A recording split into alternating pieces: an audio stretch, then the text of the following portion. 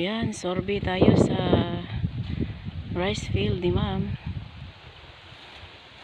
Dini iyahapan ni hanggang doon sa dulo. Pati to. Ayan siya. So, nasa babaw yung payag. At dito yung muhon. So straight doon. So titingnan ko ngayon yung kuan dahil dati hindi ko to masuroy dahil sa sobrang kuan, sa sobrang labong. Ngayon tag-init kaya ginawa na lang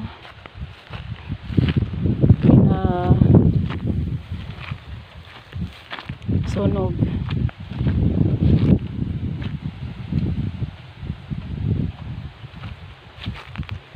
Ito matamba na tong lupa na tunan kay nakapahinga na.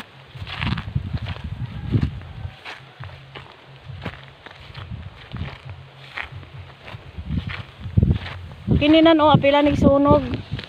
So iati niya ngadto sa kabila. Sunog din siya.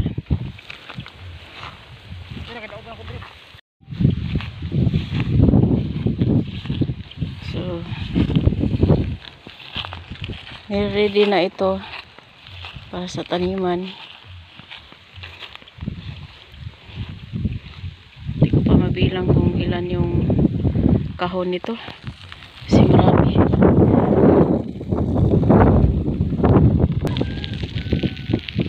Lahat ito nasusunog sa kanya. Sinusunog. Liban pa yun doon sa sinunog ni Ate Miyang.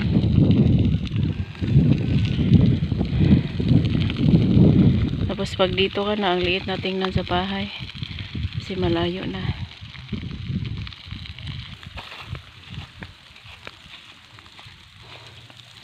Kita mo na yung simento. Meron din mga bayabas sa gilid. Galing. Ang bayabas kasi tumutubo lang siya kahit saan. Kaya maganda rin sa gilid silang. Tinitingnan ko yung kung saan yung banda yung pinakakuan niya. Sa dulo puntahan ko.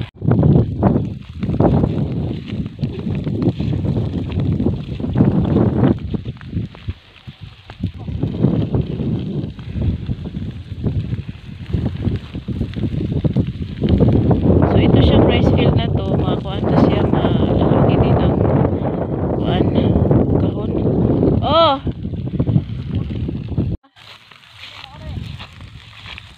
Ini siya. Kuha ni siya nan. So kay ma'am pa to dito.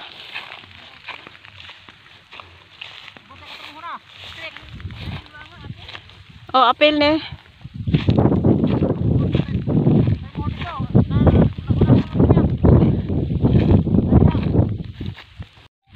Okay. Kini siya.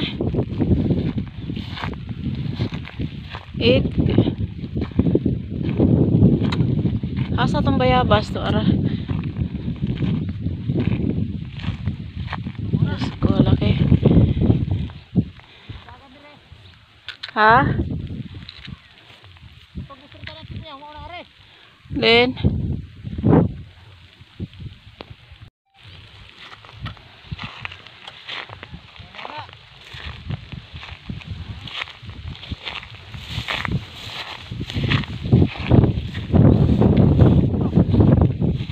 Murag na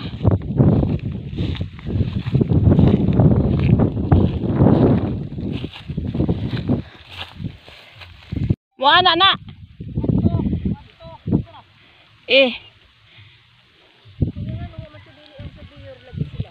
Ha? Mana man nagsorbet dugay na. Mo si kabano may unsay ko ani.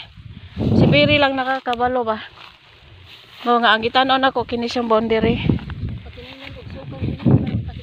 Oh na kuan ni 26 kamuhon.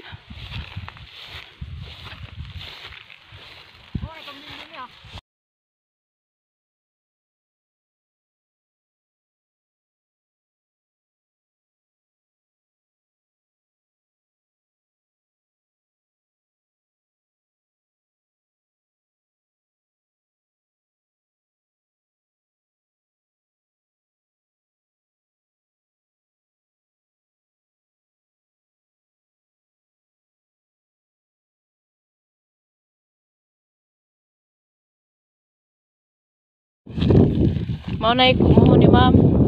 Mana. Boleh ko gamay. Dito. Ato kay tibiyang. Ato kay ato dito gamay. Tara ato na to be. Ato daw sa bayon. Ginoo. Oy, unay sa di mo ning tawid di basak mo na. Yeah. Ito. Oh, basta. Pwede na siyang mahimong tawid. Basak na. Kataas. Di ba katong kapikas?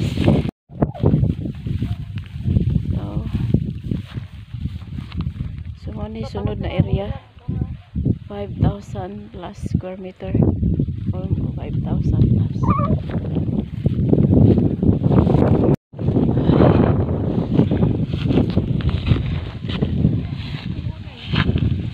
Grabe, parang kuto na si. Dali sa ubos kay mama nagiigo sa kuan. Hangin.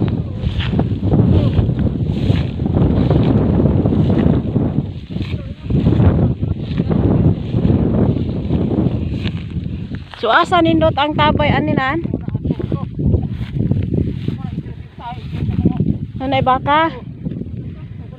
Hala. Dakuha ba di ani? Kuha man ani timiyang, murang kagkuto tanaw natin to silahan. Uy.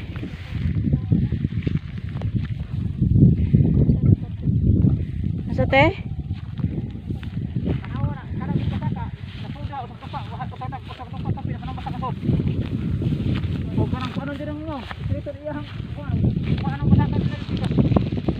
Awa na problema ato ara nang kuan buhatan og ingon banda sa baka. No, grabe.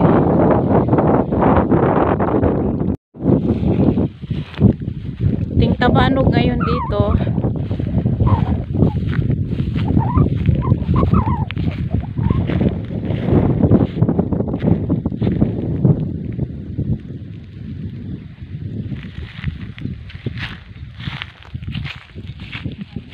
Lakas ang ulan kanang sani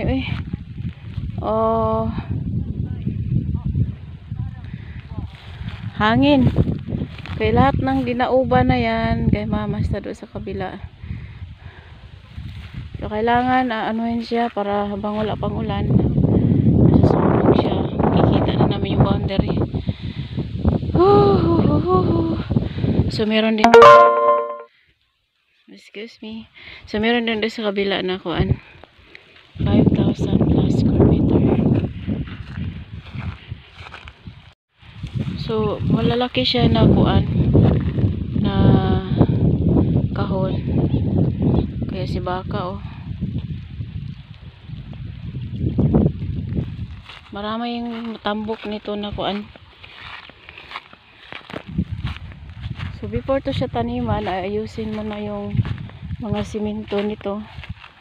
Kailangan ang mga ganito ay yan, i-level yan, paanuhan pa, palaliman para in case pag may tubig hindi yung dadaloy, may pundo.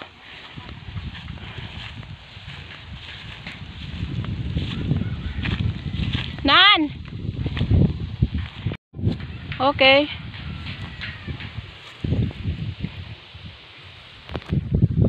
Yan, nalinis na. Ang pagpurma na lang nito. Kasi for how many years daw, sabi ng may-ari nito, hindi na nila to na trabaho.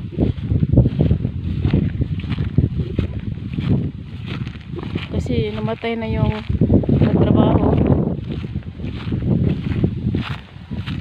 Kaya hindi na nila nauba.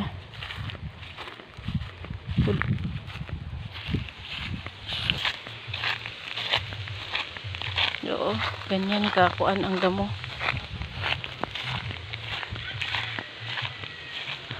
Dito siya. Tingnan ko yung ito.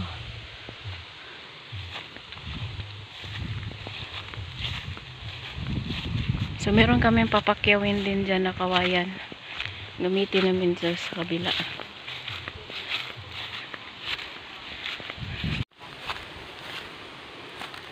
Napato dato nonan. So yun sa kawayan na yan. Hantod ni sa bayabas. Okay. Oh. Amuhon ra. Ha? Lagi. Oh.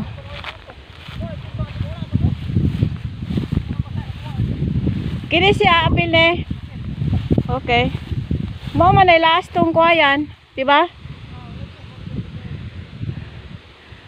So yan, may niyog. Kuwag butong nan. Nan, ay butong oh.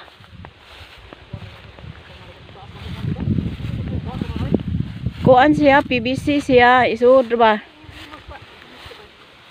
Isura lagi pag Orange. pwede na ko tungaon to PVC. Oh. Mao na lang. Kapit ni sura nga na mawala man ko yan. Wag ta nga. Kapilak na ko. Kapila na ako ilisi mo. Gipag-ibot mo ko ba ang kuan? Kapila na ko ilisi. Mao ni trabaho ato ko. Iko pa sila gitong lami ako no humay pere na yun niya. Unsaon man to? Pero undan unon. Mao itong kuan lagi. Grabe to ko. Kato pa kang grabe. Sila nga kuan sa baka. Ako panito ka hang na ay mo gasto pag trabaho ra. Kanin na kaloy sa Ginoo kaning ning basaka basta gustuhan lagi mambawi is mao man eh. Okay. Bawi magitsa kani kada kanon ba. Dako man guni. Okay ba? So yan, ang lawak ng rice field ni ma'am. Hanggang dulo yun. Kaya, pasilong muna kami. Pray kami dito sa kuan.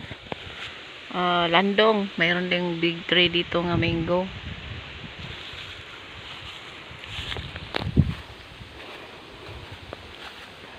So may nga niyog, mga niyog. Hindi nilagyan ng abono kaya konti lang yung bunga. Yan. Yung kawayan na yan. Fresco.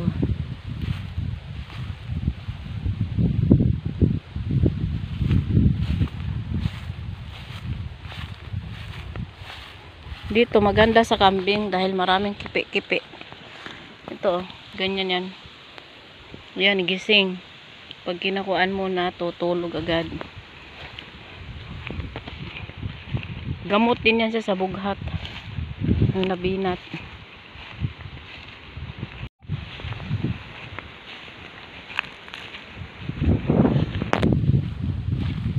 So, sandali lang magsunog kung mainit. Pero kailangan bantayan din kasi para hindi lilipat sa ibang lugar. Yup.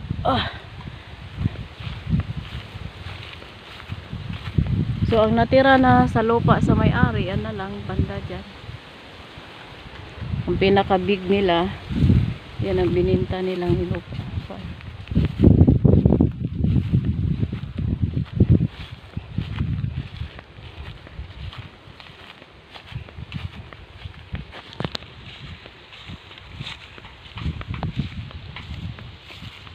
Dito, mayroon kaming pang-abono.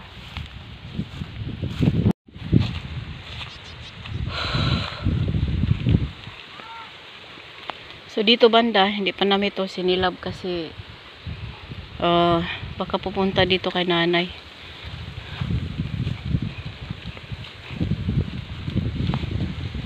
Kana lang.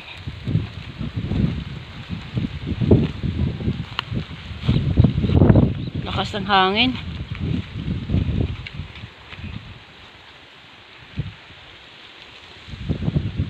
So marami siyang magawa sa lupa niya dahil malawak, malaki. At yun nga, nagpaumpisa na siya gawa ng kubo dito para may madatnan ang mga magtrabaho, hindi na uwi sa malayo. Thank you so much, ma'am.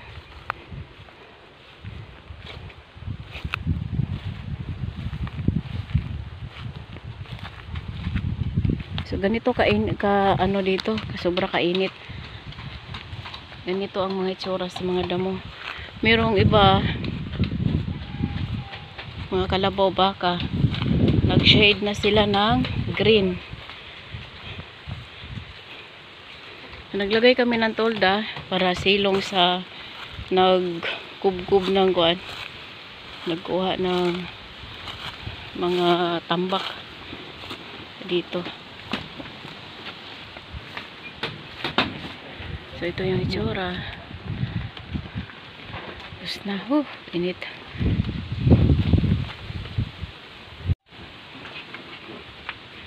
Oops. Kagwapa sa kuan oy. Cute siya pas. Oy, Dudong. Dudong.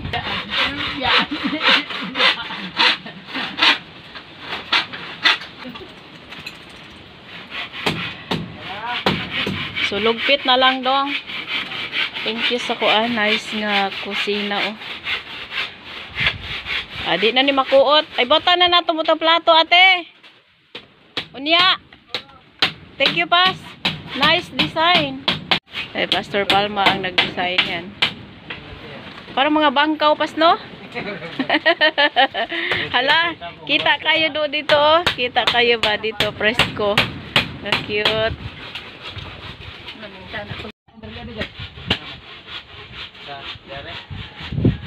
Muni sira sa karang panahon. Ning ani among sira dito sa Toledo pas. Sa una gagmay pa.